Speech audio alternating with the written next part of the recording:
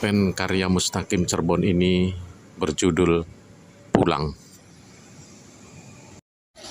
Genap sudah 20 tahun aku tinggalkan kampung halamanku. Dulu tempat kelahiranku ini benar-benar berwujud kampung. Sawah masih terhampar luas di mana-mana. Suara gemericik air sungai, suara jangkrik, suara katak, dan beragam suara binatang lainnya nyaris tak pernah sepi. Hampir sepekan sekali aku mandi di sungai yang airnya masih sangat bening kala itu.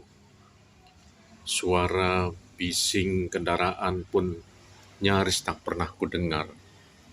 Hanya sesekali saja suara motor dan mobil yang lewat.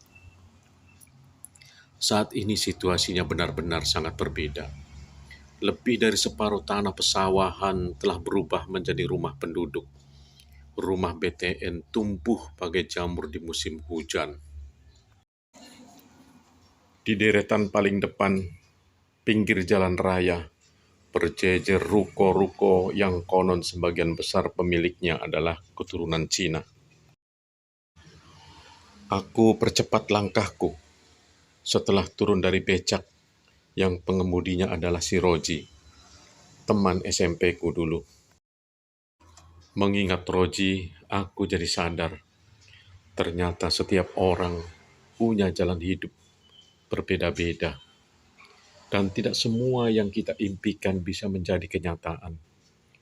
Dulu Roji sangat berambisi ingin menjadi seorang tentara, tapi rupanya Tuhan berkehendak lain.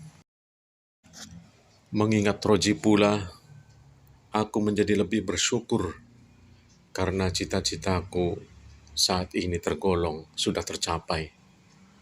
Ya, sejak remaja cita-citaku hanya satu, yakni merantau. Dan telah 20 tahun aku menikmatinya, hidup di rantau. Suka dukanya hidup di rantau telah aku rasakan semua. Mulai dari penderitaan hidup di desa terpencil, mencari kayu bakar hingga naik-naik ke atas bukit. Beberapa kali nyaris aku tenggelam di lautan karena kapal yang kutumpangi sangat kecil, sementara ombak menggulung-gulung setinggi gunung. Namun di balik penderitaan yang pernah kualami itu, aku pun pernah merasakan buah dari perantauan, kebahagiaan materi dan imateri. Meski tidak kaya, setidaknya pernah beberapa kali aku merasakan empuknya kamar hotel berbintang 5. Meski uangku tidak banyak, namun hampir semua wilayah di Indonesia telah aku pijak, dari Sabang sampai Merauke. Tentu semua itu patut kusyukuri. Dan yang lebih bersyukur lagi adalah ketika Tuhan selalu membimbing otakku untuk tidak berhenti bertafakur. Aku terus saja menyusuri lorong dan ganggang yang 20 tahun silam masih sangat sepi ini. Pepohonan saat itu lebih banyak daripada rumahnya. Kini jauh berbeda. Bahkan antara rumah yang satu dan lainnya hampir tak ada jarak lagi. Tak sekalipun aku melihat ada anak-anak bermain tak kumpet, atau lenjang, atau bermain rakudak, atau bermain pistol-pistolan yang terbuat dari batang bekas pulpen dengan peluru pakai biji alpukat, seperti mainan anak-anak di generasiku sekitar 40 tahun yang silam. Sesampainya di blok rumahku, kakiku terhenti. Kedua mataku mencari-cari di mana rumahku, di mana rumah pusaka orang tuaku, di manakah kedua kakakku yang selama ini meninggalnya. Kuusap-usap lagi kedua mataku. Jangan-jangan aku salah melangkah. Mungkin ini bukan blok tempat rumahku. Atau aku terus bertanya-tanya dalam hatiku. Di saat aku kebingungan seperti itu, aku kaget. Seseorang tiba-tiba menepuk bahuku dari belakang. "Mas Ranggaya," sapanya. Aku menoleh. "Kang Engkus ya?"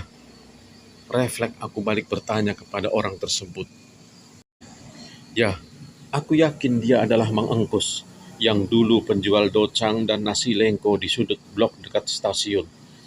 Wajah Mang Engkus sepertinya tak pernah berubah, hanya raut ketuaan mulai nampak.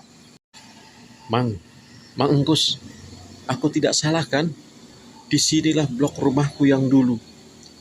Tapi kok tidak ada satupun rumah di sini? Rumah Mang Engkus di sebelah mana?